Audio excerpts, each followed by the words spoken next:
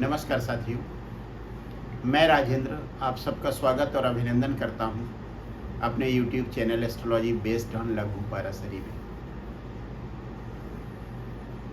आज मैं एक नई श्रृंखला शुरू करने जा रहा हूं। उसका विषय है नक्षत्र।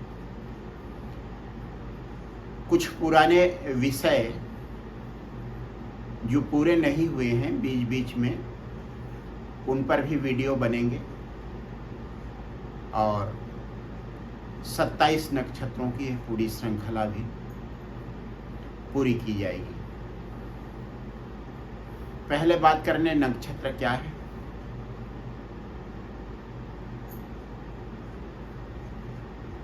भचक्र या आकाश मंडल आप कह सकते हैं। 360 डिग्री का हुआ, उसे 12 राशियों में विभाजित किया गया तो हर राशि 30 डिग्री की आई। फिर उस 30 डिग्री की राशि को नक्षत्रों में विभाजित किया गया तो एक राशि में 2.25 नक्षत्र आए। इस तरह से एक नक्षत्र हुआ 13 डिग्री 20 मिनट का।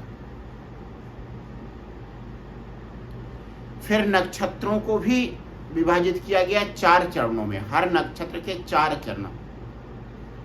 अब 13 डिग्री 20 मिनट को जब 4 से विभाजित किया गया तो आया 3 डिग्री 20 मिनट। एक नक्षत्र 13 डिग्री 20 मिनट का और एक नक्षत्र चरण 3 डिग्री 20 मिनट का।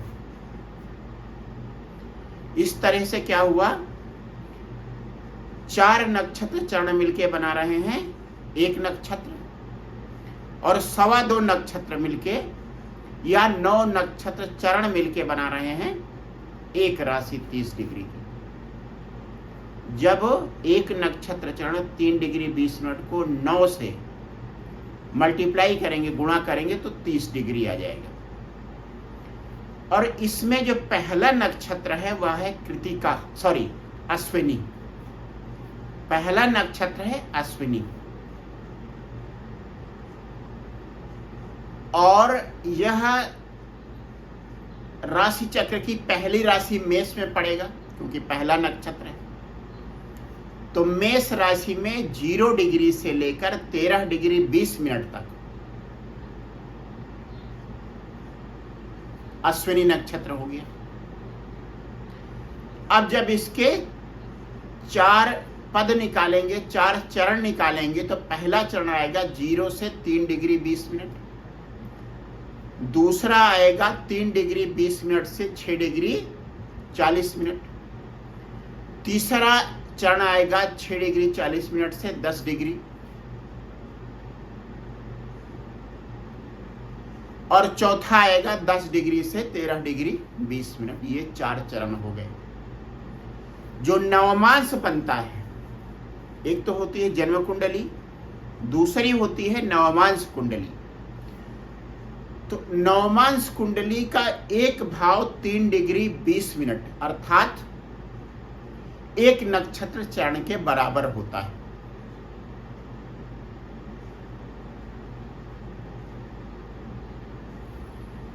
अब बात करें इस बात की कि जब सामान्य भाषा में कहा जाता है कि बच्चे का जन्म इस नक्षत्र में हुआ है, इसको आप कैसे समझेंगे। जैसे राशि कही जाती है चंद्रमा जिस भाव में स्थित होता है, इसी तरह से चंद्रमा जिस नक्षत्र में स्थित होता है, सामान्य बोलचाल की भाषा में कहा जाता है कि व्यक्ति का जन्म, जातक का जन्म इस नक्षत्र में हुआ। तो जो एक आवश्यक नक्षत्र हुआ चंद्रमा का नक्षत्र, और यह व्यक्ति की मानसिक स्थिति को बताता है। जिस तरह से चंद्र राशि बताती है, नक्षत्र क्या हुआ, चंद्र राशि का और छोटा विभाजन, और ज्यादा रिफाइंड कह सकते हैं आप, चंद्र नक्षत्र हुआ। तो चंद्रमा जिस नक्षत्र में हुआ, एक तो वह नक्षत्र हो गया। दूसरा, जिस तरह से लग्न की एक राशि होती है या लग्न होती है, उसी तरह से लग्न का एक नक्षत्र होता है। अब जैसे अश्वनी लग्न नक्षत्र हो सकता है या अश्वनी चंद्र नक्षत्र हो सकता है। तो लग्न नक्षत्र का मतलब यह है कि जो लग्न उदित हुई वह अश्वनी नक्षत्र में थी। इसी तरह से अगर चंद्रमा अश्वनी नक्षत्र में है तब कहा जाएगा कि व्यक्ति का चंद्र नक्षत्र अश्वनी है। तो एक तो व्यक्ति के मनोभाव उसकी मन स्थिति का परिचायक हो गया चंद्र नक्षत्र। दूसरा, उसके भौतिक जगत का व्यक्तित्व का परिचायक हो गया लग्न नक्षत्र। और तीसरा महत्वपूर्ण हो गया लग्न नक्षत्र का स्वामी। अब बात कर लेते हैं अश्वनी की। अश्वनी नक्षत्र मेष राशि में हुआ, अर्थात मंगल की राशि, और इस नक्षत्र का स्वामी है केतु। तो अगर चंद्रमा अश्वनी नक्षत्र में है तो उसका जो स्वामी है उससे व्यक्ति के जीवन की महादशा शुरू होगी। अगर किसी व्यक्ति का चंद्र नक्षत्र अश्वनी है तो व्यक्ति की जो पहली महादशा आएगी वो इस नक्षत्र स्वामी अर्थात केतु की आएगी। अगर जन्म नक्षत्र के बिल्कुल शुरुआत में हो रहा है, जैसे 0 डिग्री, जैसे मैंने आपको बताया 0 डिग्री से 13 डिग्री 20 मिनट, अगर 0 डिग्री पर हो रहा है तब व्यक्ति को केतु महादशा के 7 वर्ष पूरे मिलेंगे। अब मान लीजिए किसी व्यक्ति का जन्म होता है 13 डिग्री 18 मिनट पर या 13 डिग्री 20 मिनट पर, तब बहुत छोटा सा पीरियड केतु महादशा को व्यक्ति को मिलेगा। तो जब नक्षत्रों की बात करते हैं, नक्षत्रों के स्वभाव और गुण की बात होती है, तो नक्षत्र स्वामी से ज्यादा नक्षत्र का देवता महत्वपूर्ण होता है। कई ऐसे नक्षत्र हैं जिनका स्वामी कोई क्रूर ग्रह है, लेकिन उनके देवता सौम्य है, इसलिए उस नक्षत्र वाले व्यक्ति का स्वभाव भी सौम्य हो जाता है। जैसे उदाहरण के तौर पर स्वाति नक्षत्र, स्वाति नक्षत्र का नक्षत्र स्वामी राहु है, लेकिन देवता हो जाते हैं वायुदेव। तब उसका जो स्वभाव है, जो व्यक्तित्व है, उसमें राहु के गुण के बजाय वायु के ज्यादा गुण मिलते हैं। अब बात करते हैं अश्वनी की। अश्वनी नक्षत्र का नक्षत्र स्वामी हुआ केतु और अश्वनी नक्षत्र के देवता हुए अश्वनी कुमार और दूसरे गणेश जी। तो गणेश जी की जहां तक बात है, अश्वनी नक्षत्र में जन्म लेने वाले व्यक्ति को गणेश जी की आराधना काफी फलदायी होती, बहुत फलदायक होती। लेकिन मैं बात कर रहा हूं यहां पे अश्वनी कुमार की। अश्वनी कुमार से जुड़ी हुई जो कहानियां हैं उसमें आप वैज्ञानिक दृष्टिकोण ना ढूंढें, तर्क शास्त्र न लगाएं, तब जो कहानी बनेगी उससे उभर कर आएगा अश्वनी नक्षत्र वाले व्यक्ति का व्यक्तित्व। अगर चंद्रमा इस नक्षत्र में है तब उसकी मानसिक स्थिति, और अगर लग्न में अश्वनी नक्षत्र है तब उसकी शारीरिक और उसका व्यक्तित्व उभर के आएगा अश्वनी नक्षत्र जैसा। अर्थात जो कहानी मैं आपको सुनाने जा रहा हूं अश्वनी कुमार के जीवन के जैसा। अश्वनी शब्द बना है अश्व से, और अश्वनी कुमार हैं पुत्र सूर्य और संजना के। कहानी में संक्षिप्त में सुना रहा हूं आपको। जिस समय अश्वनी कुमार का जन्म हुआ, सूर्य देव घोड़े की आकृति लिए हुए थे और संजना भी उसी आकृति में थी। इसीलिए उनके जो बच्चे हुए, 2 बच्चे हुए, जुड़वा बच्चे, ट्विन, उनका नाम अश्व से रखा गया, अश्विनी कुमार। अब अश्विनी कुमार कौन है? अश्विनी कुमार देवताओं के चिकित्सक हैं। अब इसी से इस नक्षत्र की एक क्वालिटी, एक गुण निकल के आ रहा है। अश्विनी नक्षत्र वाले व्यक्ति यदि कुंडली में दूसरे अच्छे योग बन रहे हैं तो चिकित्सक बन सकते हैं, क्योंकि अश्विनी कुमार का संबंध चिकित्सा से है। और चिकित्सक का मतलब आप थोड़ा सा ब्रॉड में मिले तो हीलर, कोई मनोवैज्ञानिक भी हो सकता है या कोई उपदेशक भी हो सकता है। किसी व्यक्ति को कोई मेंटली सपोर्ट करने वाला व्यक्ति भी हो सकता है। साइकेट्रिस्ट हो सकता है, साइकोलॉजिस्ट हो सकता है, डॉक्टर हो सकता है, सर्जन हो सकता है। अश्विनी कुमार बहुत अच्छे सर्जन। अब अगर जन्म कुंडली में बाकी ऐसे योग नहीं है तो व्यक्ति को दवाओं की अच्छी जानकारी हो सकती है,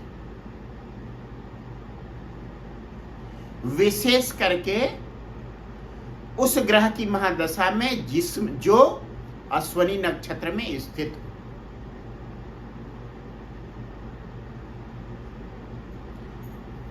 बहुत से ऐसे व्यक्ति होते हैं,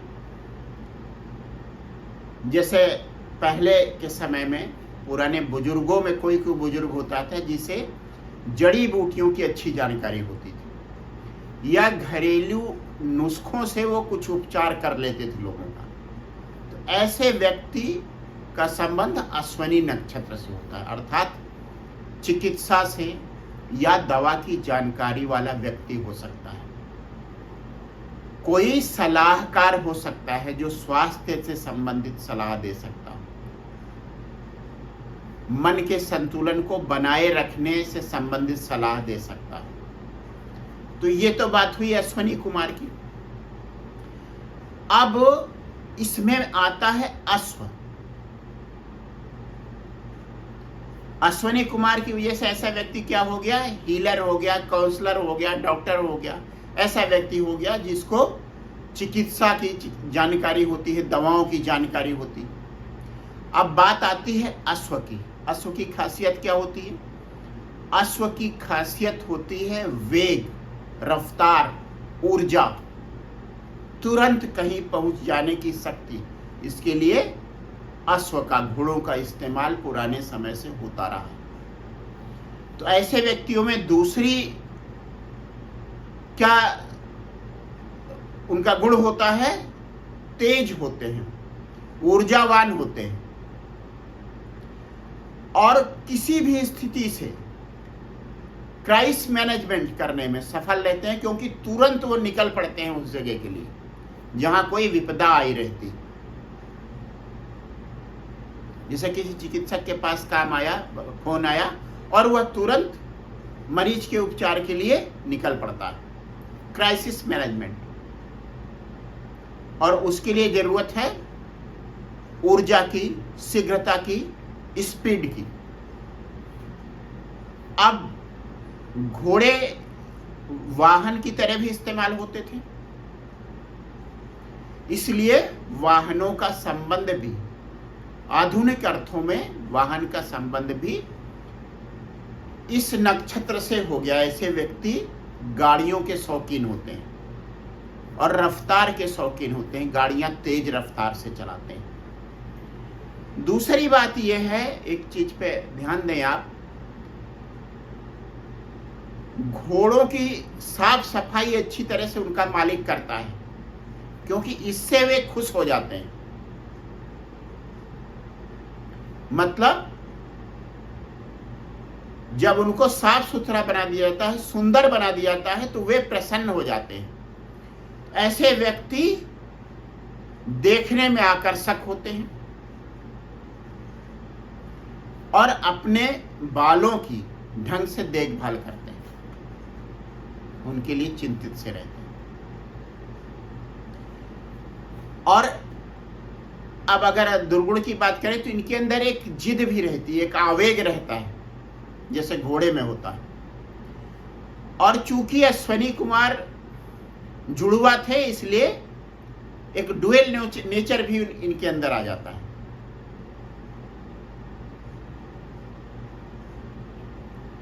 घोड़े में और क्या रहता है, घोड़े में सेंस बहुत जबरदस्त रहता है। जब तक घोड़ा यह नहीं महसूस कर लेता कि उसके आसपास कहीं असुरक्षा नहीं है, तब तक कहा जाता है कि वह सोता नहीं है। और यह भी कहा जाता है कि वह खड़े खड़े भी सो लेता है। अब इनका दोष क्या होता है अश्विनी नक्षत्र वालों का? अगर काम जल्दी नहीं पूरा हो रहा है तो वे इस काम को छोड़ देते हैं। मल्टीटास्किंग इनके स्वभाव में होता है। अगर कहीं बिजनेसमैन है, किसी प्रोजेक्ट को शुरू किया, देर लग रही है, तो उसको छोड़ के दूसरे प्रोजेक्ट को शुरू कर दिया, वह प्रोजेक्ट अधूरा पड़ा रह गया। यह इनके स्वभाव का दोष होता है। और इसका एरिया 0 से 13 डिग्री 20 मिनट है। 10 डिग्री पर सूर्य उच्च का होता है, इसलिए सूर्य की ऊर्जा, सूर्य का तेज ऐसे व्यक्तियों में होता है।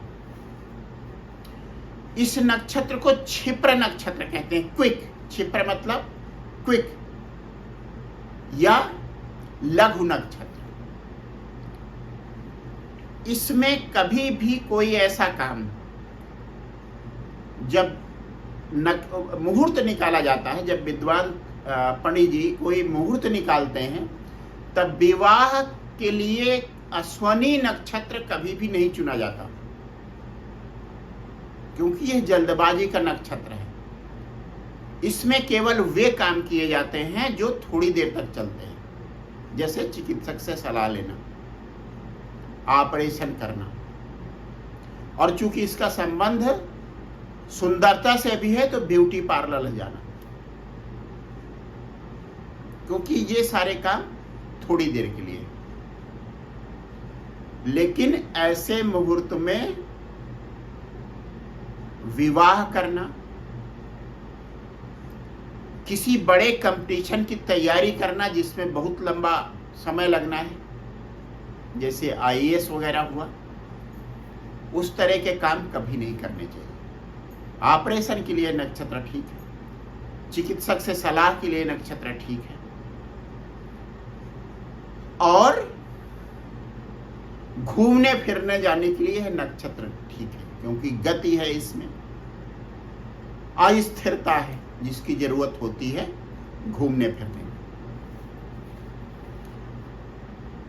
अब अगर आयुर्वेदिक दवाओं की बात करें तो जो अश्वगंधा रिष्ट होता है, अश्वगंधा के पौधे से बनता है, उसका संबंध इस नक्षत्र से होता है। तो अगर आप अश्वनी नक्षत्र के और किसी वैद्य के सलाह से अश्वगंधा रिष्ट का प्रयोग करते हैं, अश्वगंधा पाउडर या टेबलेट का प्रयोग करते हैं, तो वह आपके स्वास्थ्य के लिए लाभदायक हो सकता है। अब इनकी एक और खासियत मैं बता रहा हूं आपको। एक राजा की एक कन्या थी, सुकन्या नाम था उसका। एक बार राजा अपनी कन्या के साथ, बेटी के साथ जंगल में गए। वहां ऋषि च्यवन, जिनके नाम पर च्यवनप्राश का नाम शुरू हुआ, उन्होंने ही अश्वनी कुमार की मदद से च्यवनप्राश का आविष्कार किया। तो च्यवन ऋषि तपस्या कर रहे थे और उनके चारों तरफ मिट्टी का ढेर इकट्ठा हो गया था। संयोग बस मिट्टी के उस ढेर में उनकी आंख के ठीक सामने चींटियों ने अपना बिल बना दिया था। और चूंकि मिट्टी ऋषि के ऊपर इकट्ठी हुई थी, तो उससे एक मानव आकृति जैसी भी बन रही थी और उन चींटियों के छेद से ऋषि की आंखें चमकती हुई दिखती थी। तो राजा की जो बेटी थी सुकन्या, उसको समझ में नहीं आया कि यह क्या है।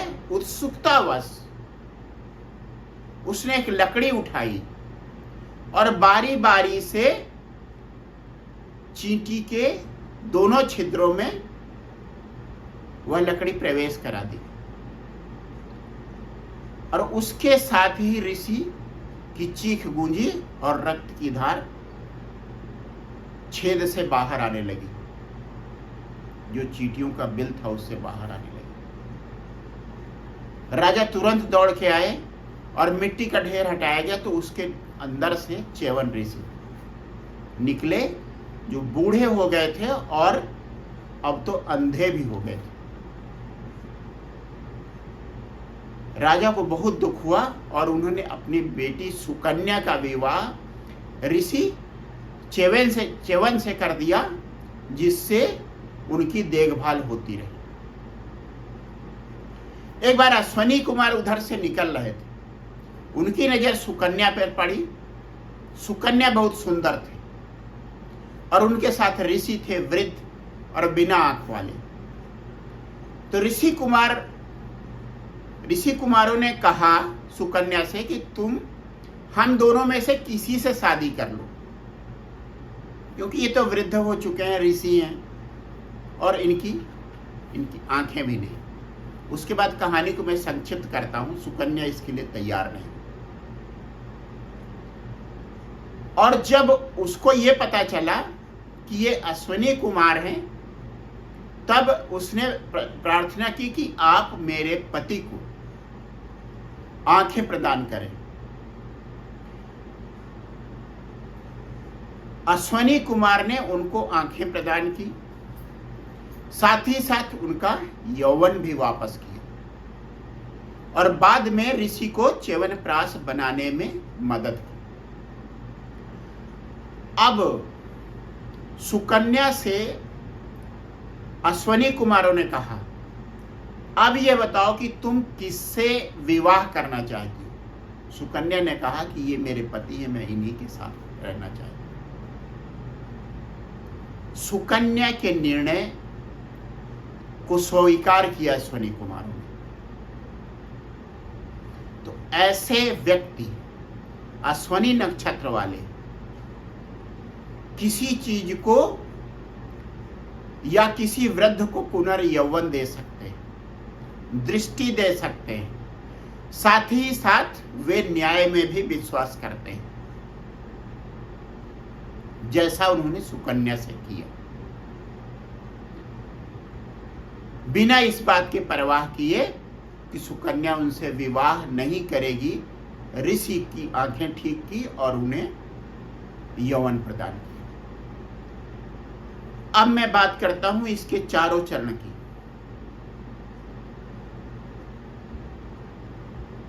इसका पहला चरण नवमांश कुंडली में मेष राशि में जाएगा।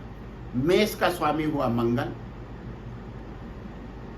नक्षत्र स्वामी है केतु।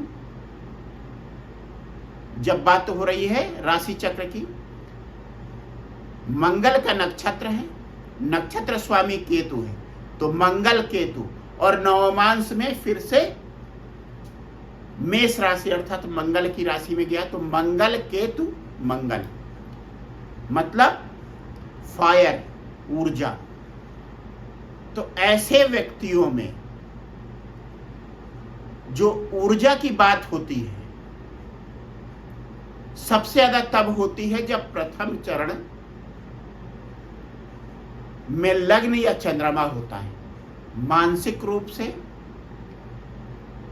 व्यक्ति में मानसिक ऊर्जा बहुत होती है अगर प्रथम चरण में चंद्रमा होता है, और शारीरिक सामर्थ्य या ऊर्जा होती है जब लग्न नक्षत्र प्रथम चरण में होता है। दूसरा चरण पड़ता है वृष में।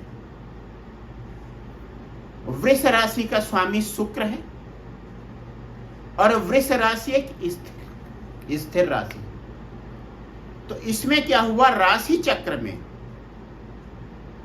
तो यह चर राशि मेष में पड़ रहा है नक्षत्र, लेकिन नक्षत्र चरण वृष में पड़ रहा है जो एक स्थिर राशि है, पृथ्वी तत्व राशि है।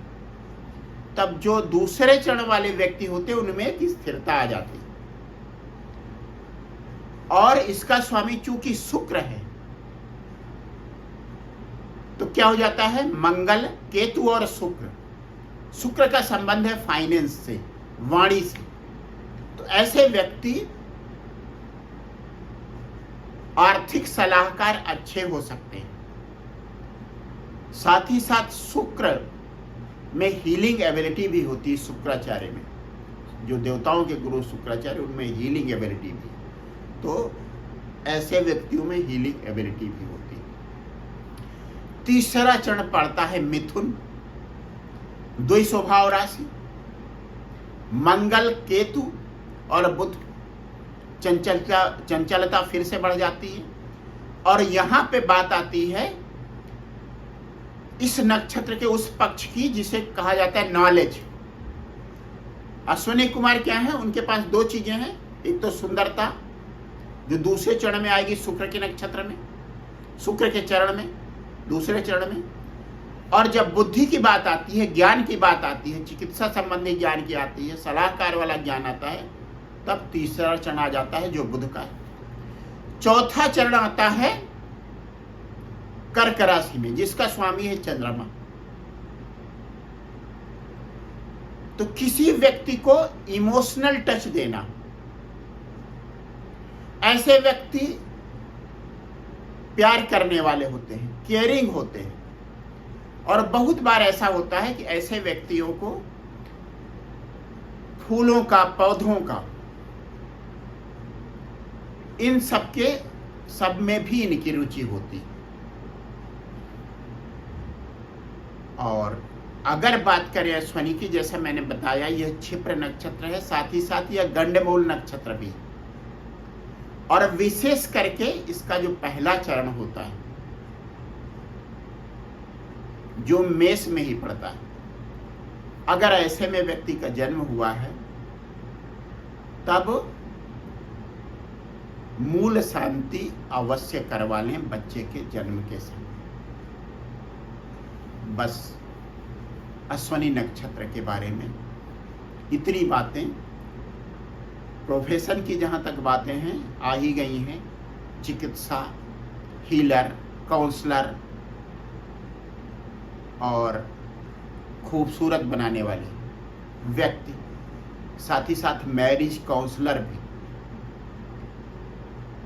ऋषि चेवन और सुकन्या के विवाह को उन्होंने सुखद बनाया, इसलिए मैरिज काउंसलर भी। लेकिन अगर नक्षत्र पीड़ित है तो विवाह तोड़ने वाले भी हो सकते हैं ऐसे व्यक्ति। इनके जो रिलेशन होते हैं वैवाहिक जीवन वाले, उसमें भी आवेग के कारण, जिद के कारण कभी कभी कुछ प्रॉब्लम आती है। बस अश्विनी नक्षत्र के बारे में इतना ही। अगला नक्षत्र है भरणी का, वो भी मेष राशि में ही पड़ता है।